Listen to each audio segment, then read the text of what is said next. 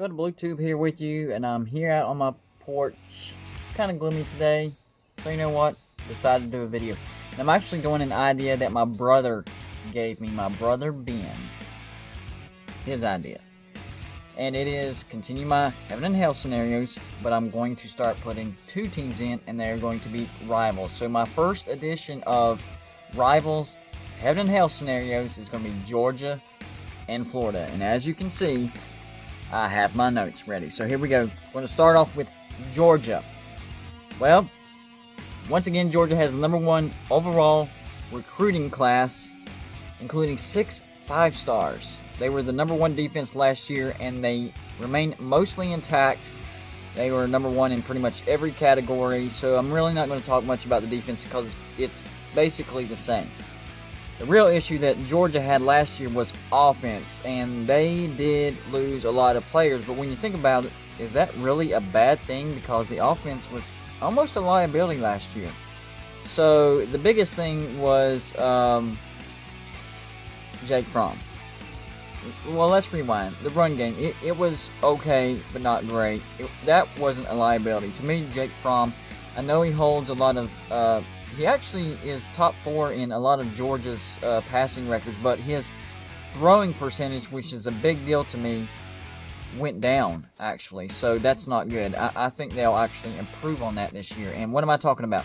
I think they will upgrade at the QB position to Jamie Newman, the transfer from Wake Forest. And I think he could possibly make a Heisman run, depending on how Kirby Smart decides to use him.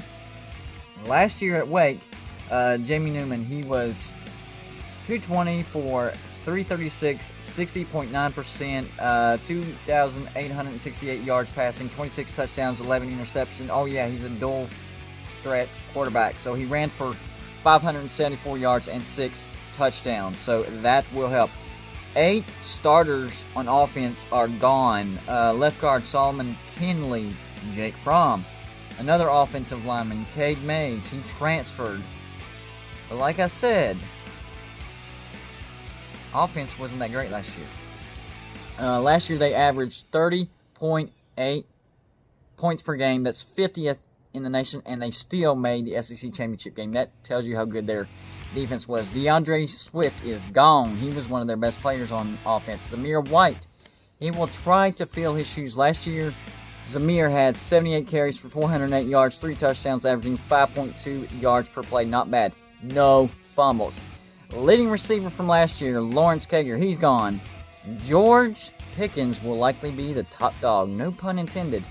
Last year, Pickens had 49 receptions for 727 yards, 8 touchdowns, and then they have the tight ends, Eli Wolf and Charlie Warner. Gone. But they do have 5-star Darnell Washington, because they always have a top-notch recruiting class. He will be a go-to at the tight end position. But also, go along with that, Trey McKitty from Florida, he will also battle for playing time on the tight end role. Now, on the O-line, Andrew Thomas and Isaiah Wilson are gone. Fortunately for Georgia, they have excellent depth on the O-line, so that really shouldn't be the issue. The issue that I see is their schedule. Here we go.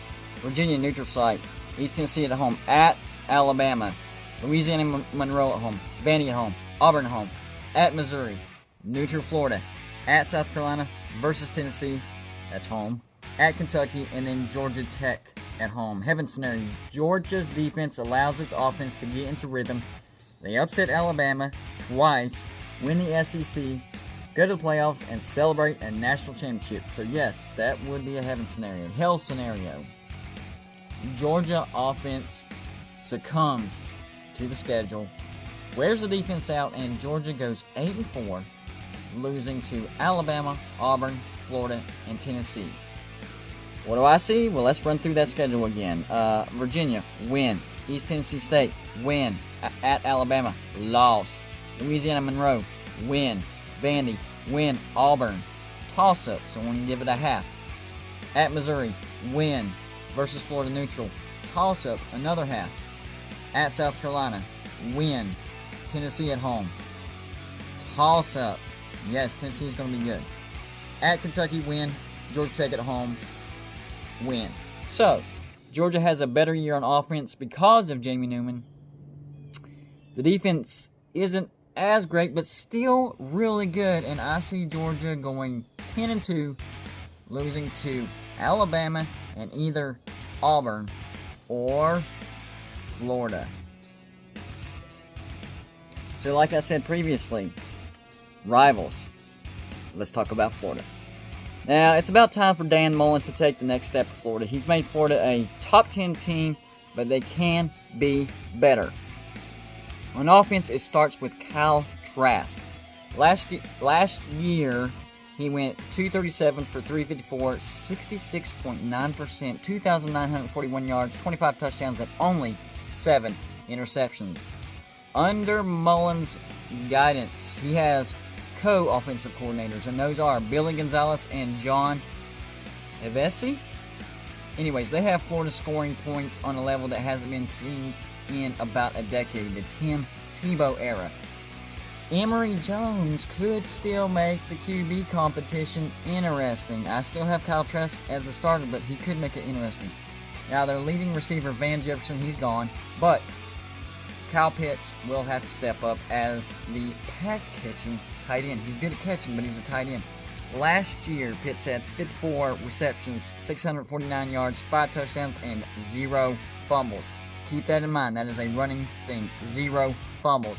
They also have wide receivers Trevin Grimes, who had 33 receptions for 491 yards, 3 touchdowns, and 0 fumbles, with Jacob Copeland and Kadarius Jones. Those are veterans with experience. They also get Justin Shorter from Penn State, 12 receptions, 137 yards. Not great numbers, but guess what? No fumbles. Jordan Pouncey from Texas, 2 receptions, 19 yards. Not pop out at all, but no fumbles. So, once again, Kyle Trask will have plenty of options to throw the ball around to. I'm not sure if Xavier Henderson will redshirt or not, so that's still, I'll have to figure that one out. Running back, Michael P. Ryan, he's gone. So they'll have Dameon Pierce, and he's going to probably be the number 1 running back for Florida this year. Last year, he had 54 carries for 305 yards, averaging 5.6 yards a carry. That's not a lot of yards, but he averages a lot. 4 touchdowns, and you guessed it, 0 fumbles. Also, he has the ability to take it to the house at any stinking time. They also got Lorenzo Lagarde from Miami. He had 17 carries for 136 yards, 2 touchdowns, and 0 fumbles for Miami. They have a returning offensive line that wasn't great, but wasn't terrible. Florida State. They're not a liability, is what I'm saying.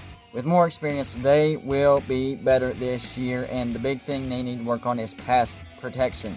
Now, for the defense, Todd Grantham is building something great. Last year, I thought Florida's defense was actually underrated. They didn't give up 300 yards passing to anybody during the regular season. They ended up doing that to Virginia in the bowl game, but they still won. Blew them out.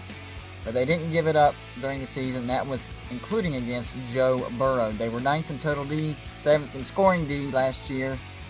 They do lose cornerback C.J. Henderson, but they still have cornerback Marco Wilson. Last year he had 22 tackles by himself, 36 altogether, 3 interceptions, 2 pass deflections. They have great safeties with Sean Davis. Last year he had 33 tackles by himself, 51 altogether, 3 interceptions, and 3 pass deflections. Also, Brad Stewart Jr., he had 17 tackles by himself and 28 altogether. And Donovan Steiner, he had 16 tackles by himself, 30 altogether, 4 interceptions, and 1 pass deflection. So they are good at taking the ball away. Jonathan Greenard and Jabari Zuniga, they're gone. No, it's Zuniga. Sorry. Jabari Zuniga. They're gone. But, they were pretty much hurt most of the year last year anyways, and Florida still had a great lead. Brenton Cox, Zachary Carter, Kyrie Campbell, and Martin Dunlap will give the Gators a top-notch pass rush this year. So, I think they have the chance of having a great defense. Yep.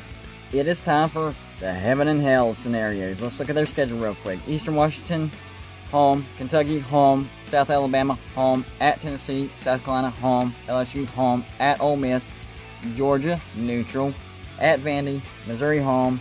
New Mexico State, home. At Florida State. So, heaven scenario for Florida. Kyle Trask builds on last year's success. The defense picks it up right where it left off last year. Finally, they beat Georgia. They win the SEC East. They win in a slight upset in the SEC Championship and make the playoffs and end the season undefeated. Hell scenario. The Van Jefferson and C.J. Henderson departures hurt more than anticipated. The running game isn't great. Gators lose to Georgia again and finish the season 10-2. That's the hell scenario, 10-2. So let's look at that schedule again. Eastern Washington at home, win. Kentucky at home, win. South Alabama at home, win. At Tennessee, half. South Carolina at home, win. LSU at home, win. No Joe Burrow, no Death Valley, win. At Ole Miss, win. Georgia neutral site, I'll give them a half there. At Vanderbilt, win. Missouri at home, win. New Mexico State at home, win. At Florida State, win. So, what does Gold and Blue 2 predict? Here we go. I'm going to predict that the defense is a beast again. Kyle Trask has another great year. Dameon Pierce will have several take it to the house moments. They do beat Georgia. They get to the SEC Championship with one loss, but lose in the SEC Championship, but still get to a New Year's Six Bowl. So, yes, I am predicting Florida will beat Georgia this year. You heard it here first. Like and subscribe if you haven't already. And I'll see you on my next rival, Heaven and Hell scenario.